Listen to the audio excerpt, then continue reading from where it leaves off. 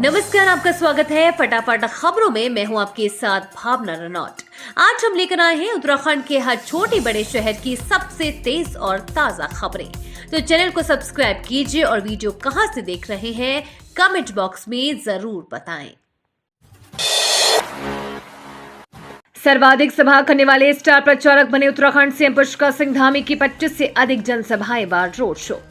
किसी भी चुनाव में माहौल बनाने के लिए प्रत्याशी के साथ ही स्टार प्रचारक की महत्वपूर्ण भूमिका रहती है। उत्तराखंड में भी लोकसभा चुनावों की 5 सीटों पर एक महीने तक धुआंधार प्रचार चला। स्टार वार में सत्तारूढ़ भाजपा विपक्षी दलों से आगे निकलती दिखे। एक महीने में तूफानी दौरों के साथ सर्वाधिक जनसभा व रोड शो करने वाले स्टार प्रचारक बने मुख्यमंत्री पुष्कर सिंह धामी, जिन्होंने कुमाऊं की 2 संसदीय सीटों के लिए एक महीने में 25 से अधिक जनसभाएं व रोड शो किए। विषम भौगोलिक परिस्थितियों वाले अल्मोड़ा लोकसभा सीट पर भी सीएम ने 12 सभाएं की और नैनीताल उधम सिंह नगर संसदीय सीट पर 13 सभाएं कर इस चुनाव में सभी स्टार प्रचारकों को पीछे छोड़ दिया।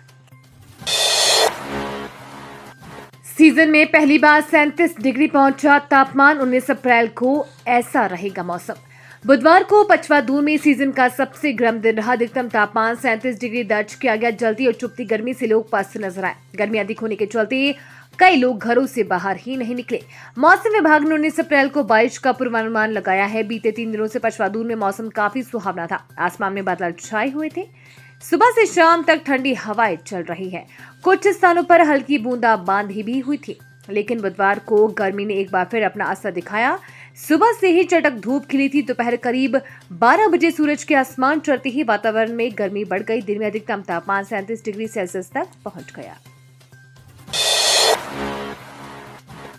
बाहरी राज्यों को स्वास्थ्य विभाग ने भेजी एसओपी। यात्रियों को दी गई इस बार ये खास सलाह। चारधाम यात्रा में आने वाले तीर्थ यात्रियों की यात्रा को सुगम और सुरक्षित बनाने के लिए स्वास्थ्य विभाग ने हिंदी, अंग्रेजी के साथ गुजराती, मराठी, तेलुगु समेत 9 स्थानीय भाषाओं में मानक प्रचलन प्रक्रिया यानी कि एसओपी तैयार कर बाहरी राज्यों को भेजती है, जिसमें यात्रा शुरू करने से पहले यात्रियों को स्वास्थ्य संबंधी दिशा निर्देश दिए गए। चारधाम यात्रा के लिए पर्यटन विभाग ने पंजीकरण की प्रक्रिया शुरू कर दी है। वहीं स्वास्थ्य विभाग ने तीर्थयात्रियों की यात्रा को सुगम और सुरक्षित बनाने के लिए तैयारियां शुरू कर दी है। केदारनाथ, बद्रीनाथ, गंगोत्री और यमुनोत्री धाम उच्च हिमालय क्षेत्र में है, जिनकी ऊंचाई समुद्र तल से 2700 मीटर अधिक है। वोटर आईडी नहीं तो ना हो परेशान, इन 12 दस्तावेजों से भी दे सकते हैं वोट। उत्तराखंड की 5 लोकसभा सीटों पर शुक्रवार को मतदान होगा। 83,37,914 मतदाता 55 प्रत्याशियों का भाग्य तय करेंगे। तो ऐसे में अगर आपके पास मताधिकार का प्रयोग करने के लिए वोटर आईडी नहीं है तो आप 12 अन्य दस्तावेज के आधार पर वोट डाल सकते हैं।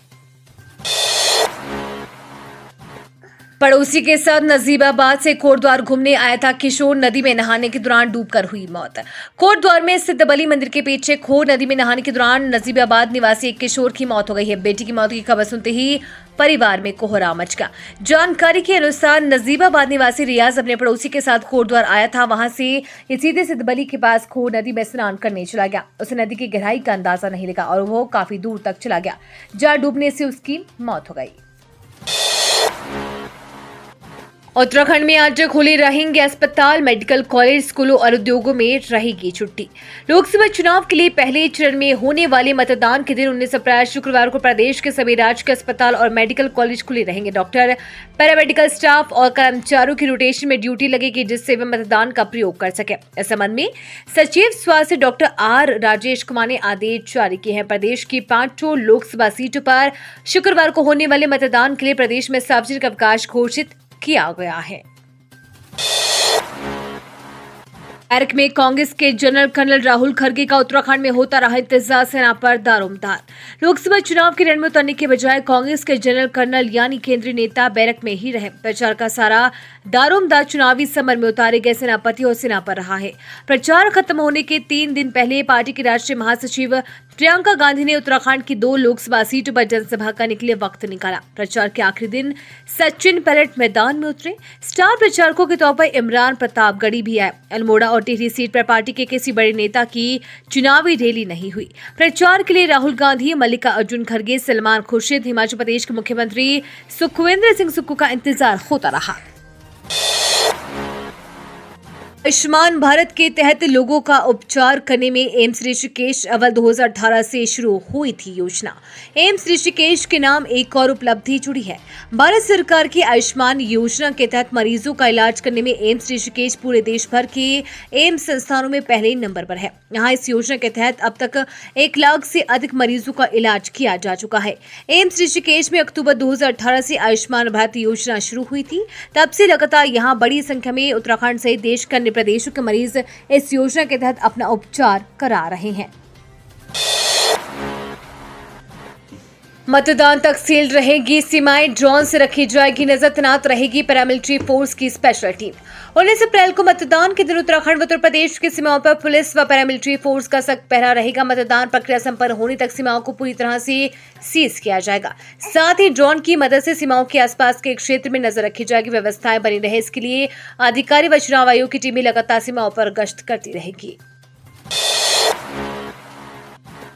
चल रही लू ने बढ़ाया हीट स्ट्रोक का खतरा, एक दिन में पिए इतना पानी, इन बातों का रखे खास ध्यान। तापमान बढ़ने के साथ ही लोगों में बीमारी भी बढ़ने लगी है। तापमान में वृद्धि के साथ ही लोगों के शरीर में पानी की कमी होने लगती है। तराई में बीते 2 दिनों से तेज गर्म हवाओं ने हीट स्ट्रोक का खतरा लोगों के लिए बढ़ा दिया है। अस्पतालों में मरीजों की संख्या भी बढ़ने लगी है।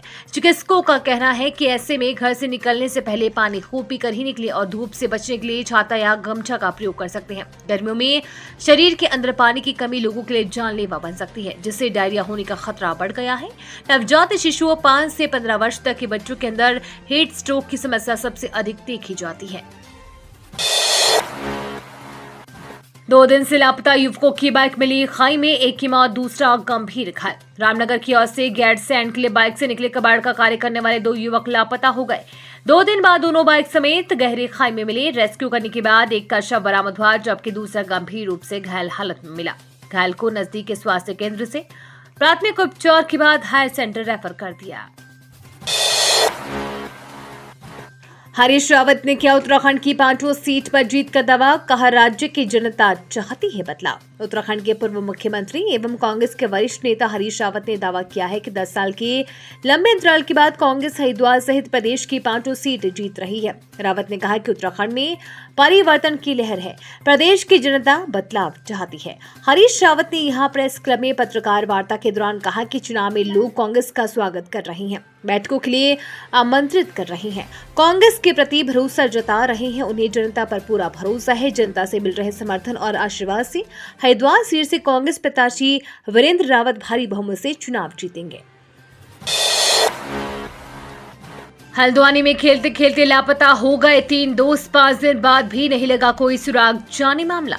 हल्द्वानी में घर के पास खेल रहे 3 दोस्त लापता हो गए। परिजनों की गुमशुदगी लिखाने के 5 दिन बाद भी तीनों का पता नहीं चल पाया है। उधर परिजनों ने पुलिस पर ढूंढ खोज नहीं करने का आरोप लगाया है। दिपेश पुत्र सेवक राम, रोहित पुत्र विनय और शेखर पुत्र धर्मेंद्र वार्ड 14 जवाहर नगर भनभुलपुरा के रहने वाले हैं। दिपेश 8वीं और रोहित शेखर कक्षा 7 में पढ़ते हैं और अच्छे दोस्त हैं। रोहित की बुआ ने बताया तीनों रविवार दोपहर मोहल्ले में खेल रहे थे। दोपहर में तीनों अचानक लापता हो गए। देर शाम तक नहीं लौटने पर पुलिस को सूचना दी। पुलिस ने कार्रवाई की बात कही, साथ ही ये भी कहा कि 2 दिन पुलिस चुनाव ड्यूटी में व्यस्त है। देखते ही देखते आग का गोला बना कैंटर, लपटे देख लोग बनाने लगे वीडियो, ऐसे बची चालक की जान। रुद्रपुर नेशनल हाईवे 74 में बिंदुखेड़ा के पास एक खड़े कैंटर के अगले हिस्से में आग लग गई। देखते ही देखते आग ने विकराल रूप धारण कर लिया और कैंटर का कैबिन आग की गोली में बदल गया। दमकल टीम ने आधे घंटे की मशक्कत के बाद आग पर काबू पाया। बुधवार रात 9 बजे बिंदुखेड़ा के पास चालक कैंटर हाईवे किनारे खड़ा कर खाने के लिए ढाबे में गया था। थोड़ी देर बाद कैंटर के अगले हिस्से में आग की लपटें उठने लगी। वहां से गुजर रहे लोगों की भीड़ जमा हो गई और मोबाइल में वीडियो बनाने लगे। ये थी आज की फटाफट खबरें। हम मिलेंगे अगले बुलेटिन में, तब तक के लिए धन्यवाद और जय हिंद।